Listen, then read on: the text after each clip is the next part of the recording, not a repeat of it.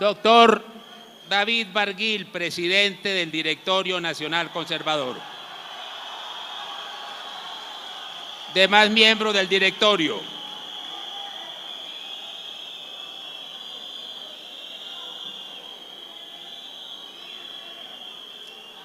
Las ideas conservadoras volverán a gobernar a Colombia. A Colombia volverá el ejercicio fuerte y legítimo de la autoridad, el sometimiento a la ley. Me siento muy contento de estar acá con la base conservadora. Vengo a esta convención como un hombre de ideas conservadoras, como un conservador a secas. Vengo como un auténtico conservador, como un conservador de verdad. A mí no me da pena reivindicar mi condición de conservador.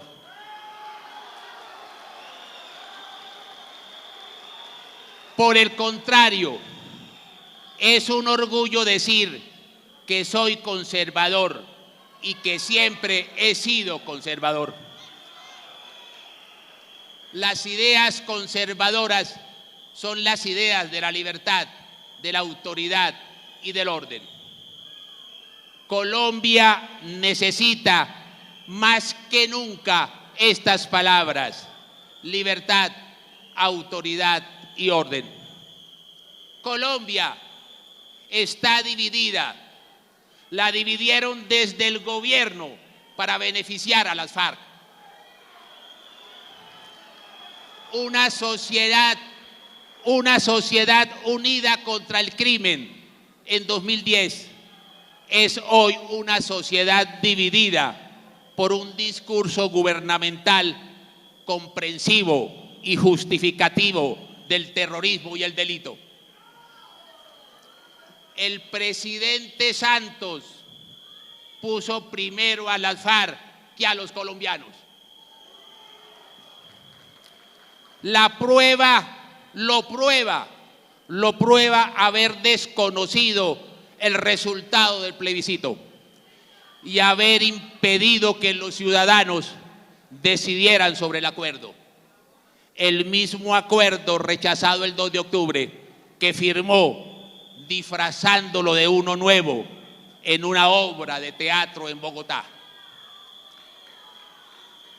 Nosotros vamos a poner primero a los colombianos que a las FARC. Señor presidente Santos, los colombianos están primero que las FARC. Preocupa mucho el colapso institucional, la corrupción, el desgreño, el mal gobierno y la soberbia de un presidente que repudia las ideas conservadoras. El gobierno Santos es la antítesis de las ideas conservadoras. El gobierno y la coalición que lo sostiene están mucho más cerca a las FARC que a las ideas de nuestro pensamiento. La política gubernamental en los últimos 6 años llevó al país a una debacle que contribuye a crear las condiciones ideales para que un populismo peligroso y antidemocrático de extrema izquierda asuma la conducción del Estado. ¿En qué consiste esta debacle? Este gobierno corrompió la política a un nivel que ni los corruptos más corruptos de cualquier parte del mundo hubieran podido siquiera imaginar. El poder corrompe y el poder absoluto corrompe absolutamente. Santos hizo de la corrupción su forma de gobierno, aprovechando que se quedó sin control institucional efectivo. El presidente eliminó de la política la búsqueda del bien común y lo sustituyó por la satisfacción de intereses particulares, legales e ilegales, y terminó por confundir el ejercicio de la política con el accionar de las mafias. Este gobierno redujo al Estado a un botín y a la política a la lucha por el enriquecimiento personal. O que nos respondan la pregunta: ¿cómo se tramita la reforma tributaria que meterá la mano en los desfondados bolsillos colombianos? El debacle comprende el imperio de la ley. El gobierno enseñó que la Constitución y la ley no están para ser respetadas, sino para ser violadas. El gobierno ya no se somete a la ley, sino acomoda a la ley a sus intereses. El gobierno no somete a los delincuentes a la ley, sino arrodilla la ley a los delincuentes. El gobierno no somete a los delincuentes a la ley, sino arrodilla la ley a los delincuentes. La destrucción del sistema de pesos y contrapesos, el desconocimiento de la separación y división de poderes, el poder sin control, la arbitrariedad, el sometimiento de las cortes, el despotismo en nombre de la paz, se convirtieron en constante en este gobierno. Y eso tiene que terminar. La ley es garantía de la libertad, pero sin respeto a la ley, la libertad está en peligro. Después de la Constitución del 91, nunca la burocracia había crecido tanto. Mientras reclaman a los ciudadanos pagar más impuestos, el gobierno aumenta los cargos, los contratos, la nómina paralela, las embajadas, los consulados, las corbatas, el derroche. El servicio diplomático se expandió no para aumentar la influencia o lograr más y mejores mercados para los productos colombianos y crear con ello millones de nuevos empleos, sino para dar empleo y satisfacer vanidades de políticos, financiadores de campaña, amigos íntimos del presidente y hasta humoristas de televisión. El gobierno aumenta los impuestos para pagar esa sinvergüencería y eso no lo podemos aceptar. El Estado solo está para reclamar impuestos, más impuestos, mucho más impuestos. Pero los ciudadanos no ven cómo esos recursos se convierten en mejor educación pública, más seguridad, acceso a servicios de salud, mejor transporte, mayor oportunidad de tener trabajo o de prosperar junto con la familia. No obstante, la caída del precio del petróleo, el derroche y el gasto público excesivo del gobierno es responsable de un hueco fiscal de más de 34 billones de pesos en el 2016. La justicia no funciona. Se cambió la independencia de los tribunales por la politización y la imparcialidad de los jueces por el prevaricato. No hay seguridad jurídica por la crisis de la rama judicial y por la mano de los políticos que pretenden controlarla. Los ciudadanos de a pie prefieren el linchamiento a la denuncia. Suponen que la barbarie es mejor que la inactividad de la justicia y esto es muy grave. La seguridad se deteriora. El país nada en coca. El gobierno, en el contexto del acuerdo de las FARC, desmanteló la lucha contra los cultivos ilícitos. Los cultivos se duplicaron en 2 años, la producción y la calidad aumentaron. Lo advertimos desde hace 3 años y no quisieron escucharnos. Más cultivos es más cocaína en el mercado interno y más jíbaros en la salida de los colegios y cerca de las universidades. Más cultivo es más dinero para que organizaciones delincuenciales sigan atacando a los ciudadanos. Finalmente, un cuarto aspecto de esta debacle, el más grave de esto, el de los valores. Este gobierno y quienes lo eligieron se han propuesto demoler en nombre de un falso progresismo los valores esenciales de la sociedad colombiana. Por la puerta de atrás han querido hacer una verdadera reingeniería social. Un Estado cada vez más entrometido en la vida privada y familiar quiere ordenarnos cómo debemos criar y educar a nuestros hijos. Pretenden cambiar el lenguaje, invocar la libertad para promover el libertinaje, el abuso, la destrucción de las bases sociales de respeto sobre las cuales se ha construido Colombia. El capítulo de la cartilla que sacó a la calle a millones de ciudadanos para defender la inocencia de los niños demostró hasta dónde están dispuestos a llegar. La inclusión de la ideología de género en el Acuerdo de La Habana y su intención de elevarla a la Constitución demostró la andanada que tienen estos sectores contra la familia y contra los niños. Esa política está en la misma línea de aquella que pretende exaltar el consumo de marihuana y la drogadicción que conduce a muchos jóvenes a la delincuencia.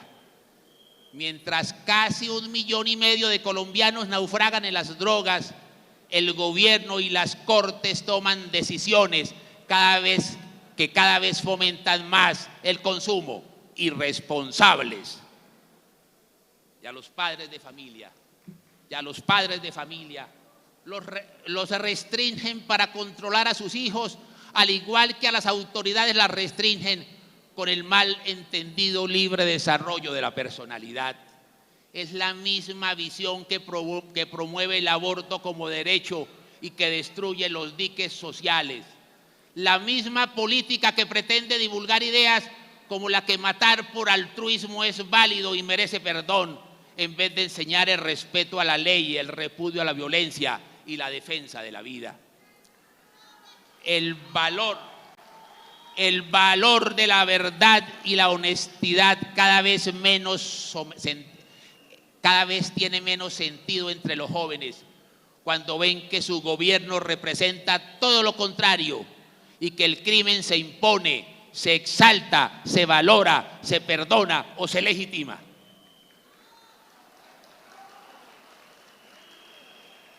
Estamos en una época en que se juega el futuro de todos. El Partido Conservador tiene una responsabilidad que debe asumir, que la refirió ya el presidente Barguil.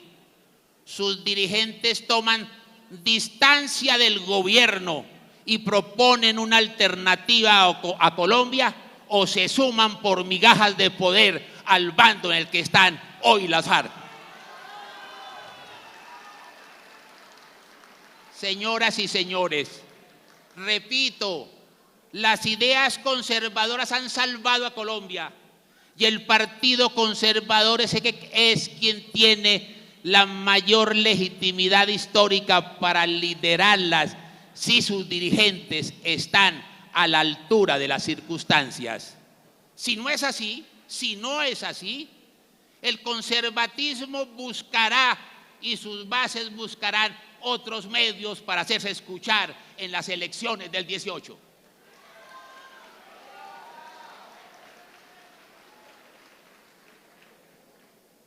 No se equivoquen, señores congresistas. Escuchen la voz del pueblo conservador, al pueblo que los elige.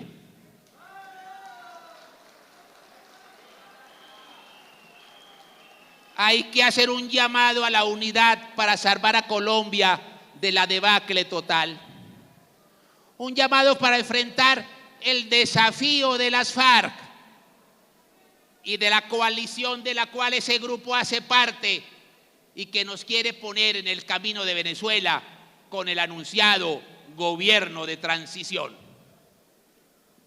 Aceptamos el desafío que representa las FARC y estamos listos a confrontarlos en la nueva batalla por la voluntad popular.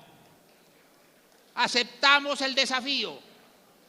No vamos a permitir que con la excusa de la paz se imponga un gobierno de transición, que no es otra cosa que la consolidación de un bloque de poder conformado por dos élites, la élite ilegal de la FARC y la élite del santismo.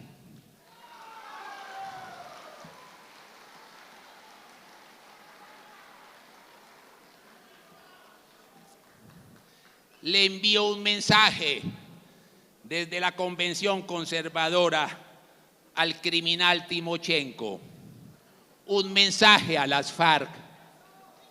Tengan la seguridad que en el país existe la fuerza política necesaria para hacerles cumplir a ustedes la desmovilización total y el desarme absoluto. Tengan la certeza que si ustedes no cumplen, los vamos a hacer cumplir. No duden un instante en que el incumplimiento de su parte tendrá graves consecuencias. Les prometo que llegará un gobierno que no le temblará la mano para extraditarlos a los Estados Unidos por narcotráfico si incumplen los acuerdos.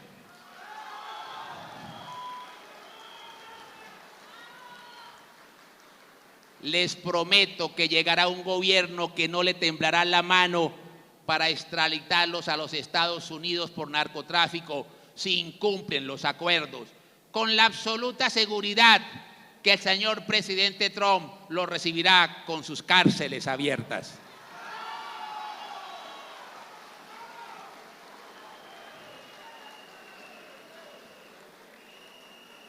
No hay seguro que valga. No hay seguro que valga, señores. Atrévanse a incumplir y lo comprobarán. No queremos ser una fuerza contra la FARC, sino lo opuesto de ellas, para que Colombia escoja.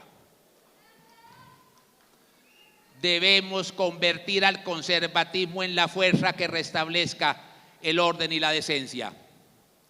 Debemos defender la libertad, pero la libertad solo existe en el orden y se puede garantizar en el orden. La libertad comprende derechos, pero también deberes.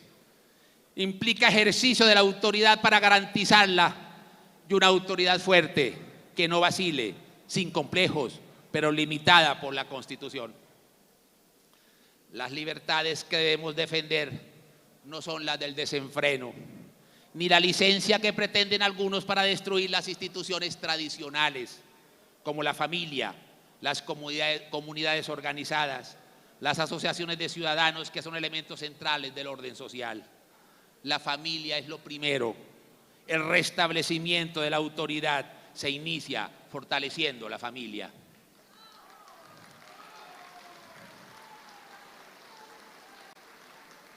No más normas que limiten el ejercicio de la autoridad de los padres sobre los hijos. Los padres tienen derecho y deber de corregir a sus hijos para que no se conviertan en el mal del mañana. Por supuesto, corregir en amor paternal. ¿Cómo se puede exigir a un joven que respete la autoridad del Estado si no respeta la autoridad en el seno de la familia? No se puede imponer a los padres que toleren pasivamente que sus hijos se conviertan en drogadictos y estén a un paso de la delincuencia. Tienen el derecho por su amor de padres y el deber de corregir a tiempo. No más limitaciones en los colegios y escuelas para que exista disciplina, orden y autoridad. No más filosofías baratas que fomentan que los niños crezcan sin autoridad.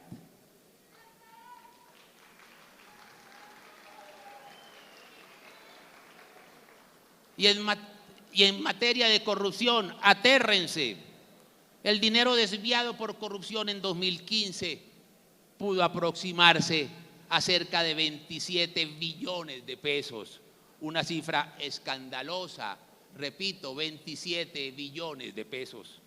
En 2015, el sector salud tuvo pérdidas de 5.7 billones, 5 veces menos que lo que se robaron por corrupción ese mismo año. Con los recursos que se embolsillan los corruptos, se resolvería el problema de cobertura y la calidad del servicio de salud de todos los colombianos. Los conservadores debemos obsesionarnos con la lucha contra la corrupción. Los ciudadanos dicen no más. También debemos recuperar el compromiso del Estado con la seguridad ciudadana. El deterioro de la seguridad en las ciudades es tremendo, así el gobierno lo niegue. Necesitamos que el delincuente le tenga miedo a la autoridad legítima, no que la autoridad le tenga miedo al delincuente. Es urgente recuperar la solidaridad nacional con nuestros policías y soldados. Ni un policía muerto más, ni un soldado asesinado más. Los asesinos deben saber que sus acciones tienen consecuencias y consecuencias drásticas. El crimen debe ser castigado, perseguido, reprobado socialmente. Hay que premiar a quien trabaja sobre quien delinque.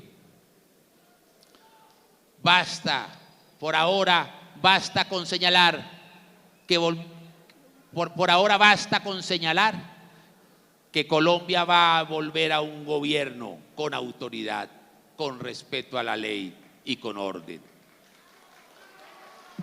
Un gobierno con liderazgo que convoque a la unidad nacional, respetando las diferencias y los desacuerdos, y no divida más a los colombianos. Y ese debe ser un gobierno conservador. Un gobierno que, como diría nuestro inmolado caudillo Álvaro Gómez, esté dispuesto a enfrentar y a derrocar al régimen. A propósito, desde aquí le decimos al señor fiscal general de la Nación: no queremos que quede impune ese magnicidio. Queremos conocer, queremos que se investigue y se condene a los responsables intelectuales y materiales de ese crimen de Estado. Y vale la pena, al terminar mi intervención,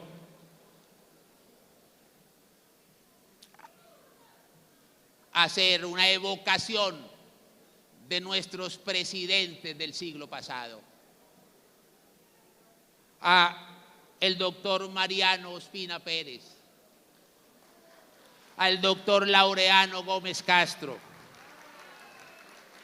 al doctor Misael Pastrana Borrero, al doctor Andrés Pastrana Arango, al doctor Belisario Betancur, que interpretaron nuestra doctrina, incluida nuestra vocación de paz sin impunidad.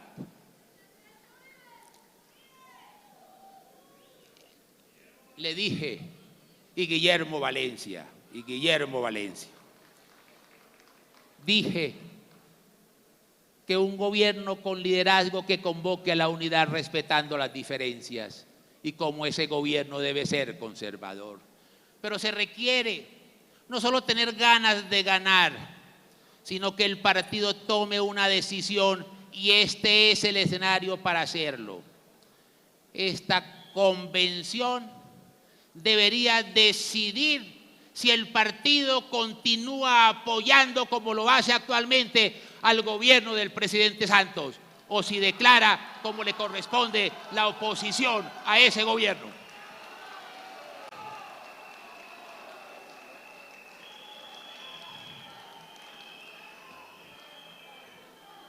Y me uniría a este que sería la segunda proposición, porque la primera la hizo el presidente Barguil.